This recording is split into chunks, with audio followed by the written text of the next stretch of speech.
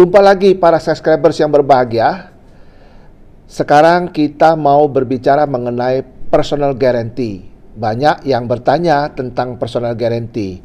Personal guarantee itu sebenarnya adalah hal yang biasa saja dan lumrah, dan itu bisa terjadi hari-hari ya, melakukan suatu transaksi bisnis ada yang disebut dengan personal guarantee. Cuma yang mau saya sampaikan, personal guarantee itu apa dalam narasi hukum? PG ataupun personal guarantee itu dikenal dalam ranah hukum perdata. Jadi seorang yang melakukan secara sukarela mengikatkan diri untuk menjaminkan harta-harta pribadinya atas kewajiban yang timbul dari satu perjanjian pokok, di mana perjanjian pokok tersebut dilakukan dengan etikat baik dan juga menjamin segala sesuatu yang berkenaan dengan pelunasan terhadap perjanjian pokok tadi. Sehingga orang tersebut secara sukarela mengikatkan diri. Jadi dia melepaskan hak perdataannya ya, masuk ke dalam perikatan tersebut. Jadi yang personal guarantee itu pemahaman yang paling mendasar.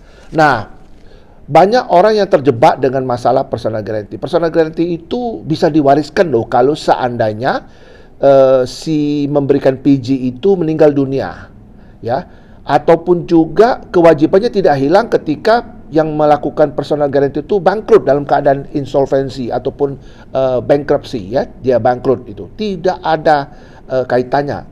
PG tetap berlaku, dan personal guarantee itu mengikat sampai pada pelunasan. Ya, pelunasan apa yang dijaminkan, apa yang digarantikan, ataupun apa yang dipersonal garantikan itu. Contoh misalnya dalam satu PT, kan kalau PT itu kan sifatnya nominal vennootschap, ada pemisahan harta pribadi dengan saham-saham yang ada di dalam PT itu. Ada pemisahan harta kekayaan yang jelas. Tapi ketika PG itu masuk, maka orang tersebut berarti sudah melepaskan hak-hak dia dan mengikatkan diri untuk menjamin suatu pelunasan terhadap hutang yang dilakukan oleh si badan hukum tersebut.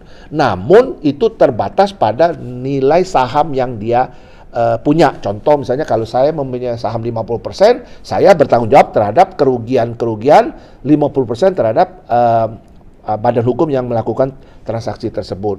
Itu kalau dieksekusinya PJ itu kita perlu tahu juga setelah semuanya dibereskan, artinya sudah beres, namun ada kekurangan. Kekurangan inilah yang harus dilunasi oleh para PG tersebut. Nah, ini yang perlu dipahami betul ya, sehingga tidak sembarangan melakukan tanda tangan PG, karena PG itu menurut saya ya sangat beresiko bagi orang tersebut, karena PG tersebut bisa nanti ditanggung oleh keturunannya ya.